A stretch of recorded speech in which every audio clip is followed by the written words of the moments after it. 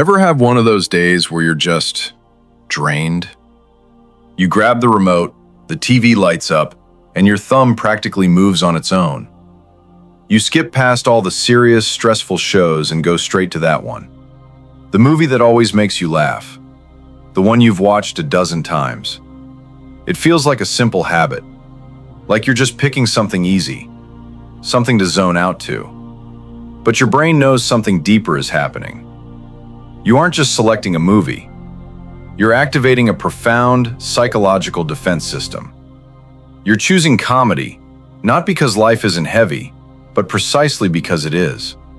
And you're seeking a specific kind of medicine that science is just beginning to understand. Here's what it says about the quietly resilient mind of a comedy lover. First, you are an emotional alchemist. In a world that often equates feeling deeply with being overwhelmed, you've discovered a secret formula. You understand something that modern psychology is confirming. Laughter is not the opposite of feeling pain. It is the intelligence that processes it. When you watch a comedy, your brain releases a precise neurochemical cocktail. Dopamine for pleasure, endorphins to soothe, and a drop in cortisol to dial back the stress. It's a deliberate, self-directed act of nervous system regulation. For people who feel the world intensely, and make no mistake, many comedy lovers are highly sensitive.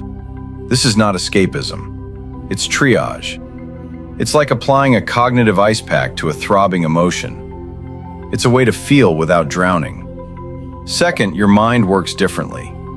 The comedy lover's brain is a master of pattern recognition and cognitive flexibility. To truly get a joke, you have to see the world in two ways at once. The expected logic of the setup, and the surprising logic of the punchline. This means you're wired to hold contradictions. You can see the sadness within a joke, the affection within a flaw, the meaning within chaos. This makes you what researchers call a tragic optimist. You don't deny the darkness. You just insist on finding the sliver of light, the crack in the tension where laughter can escape. It's a profound form of realism, wrapped in warmth. Third, comedy is your language of connection and observation. There's a stereotype of the comedy lover as the life of the party, and sometimes it's true. But just as often, they're the quiet observer on the couch, smiling knowingly at the screen. They identify with the sarcastic best friend or the deadpan narrator, the character who stands just outside the chaos, making sense of it through humor. For you, comedy can be a form of social intelligence.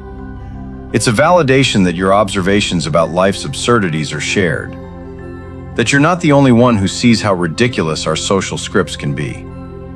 Even watching alone, you're participating in a shared understanding of the human condition. You're sending yourself a signal. You're not crazy. It is funny.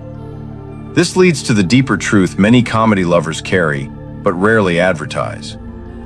Humor often becomes a language for those who learned early that laughter could soften a difficult home, diffuse tension, or build a bridge where words failed. It can be the language of the quietly resilient, the person who has navigated pain and discovered that levity can be a lifeline, not a lie. Psychologists call this benign violation theory. It's the ability to see something that is threatening or painful and simultaneously understand that it is safe. You're not denying the violation. You're mastering it by framing it within something benign. A joke, a scene, a story. This is not a shallow skill. It is the hallmark of psychological resilience. It is the art of saying, I see how hard this is, and I will meet it with a perspective that allows me to breathe. So, to the person who reaches for the comedy, you are not simple. You are sophisticated. You are not running from reality.